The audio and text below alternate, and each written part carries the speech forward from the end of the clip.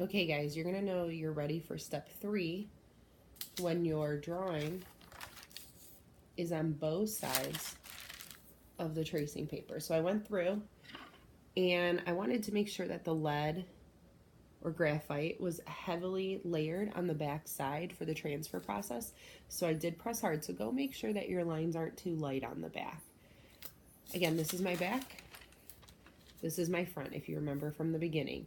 So I do want to keep the front side of my image, the front side for my transfer. So once you have your pencil done on both sides of your tracing paper, you're going to go to the back table and grab a piece of 9x12 tag board paper. It's this really nice white paper. You're only going to get one piece for this project. If you mess up, you have to flip over. And that's before marker. If you mess up with marker, we're just going to embrace our mistakes and go on with it. So we're going to take our time on this and really make sure that we're concentrating. That's why I'm letting you guys use templates and rulers to do your Zentangle designs. So what I'm going to do is take my transferred image. I'm going to make sure the one that I did first, that I traced first, is on the top. So make sure the front is on there. Again, I traced it on the back, so there's pencil on both sides. And what I'm going to do is kind of just pick a place. We can crop these later. So I'll work towards an edge or close to the edge. You can tape it down if you need to. You're more than welcome to use like a teeny tiny little piece of masking tape on the edges so that it holds. I'm just going to hold my paper down the best that I can without it sliding for this. But we're going to take our pencil and we're going to press and go over all those lines we just did. So it's kind of a repetitive process because you have to go over it 3 times just to get the transfer to work. But as you can see, it's starting to transfer just by doing that lead. So I'm going to line that back up and I'm just going to go over all of my lines. So I'll do that really quick while we're talking and going through this so that you guys can see what it's going to look like when it's done. Now I'm rushing mine. You probably want to take your time just to make sure that you have every line done and done exactly as you did it before so that your animal looks perfect.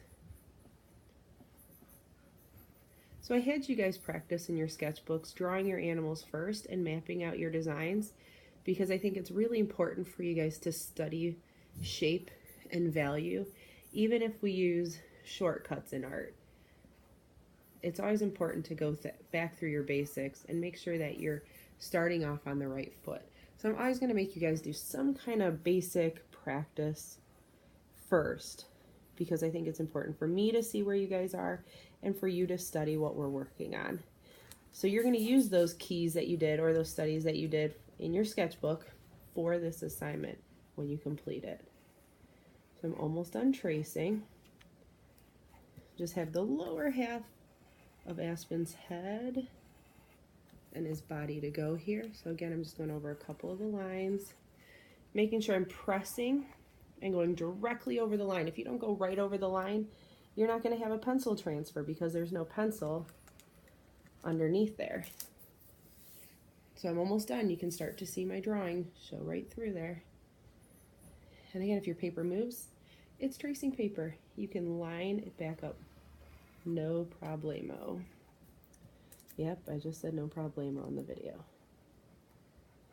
Trace the little dog tag. And voila. Here is my finished transfer from my first image. And I'm going to hold on to this. You could stuff this in your sketchbook, tape it into your sketchbook on a blank page. Put it on the page next to your practice drawing if you want, or with your Zentangles, whatever you guys got to do. But now we're going to start with Sharpie. So get ready with your fine point Sharpie to work from here.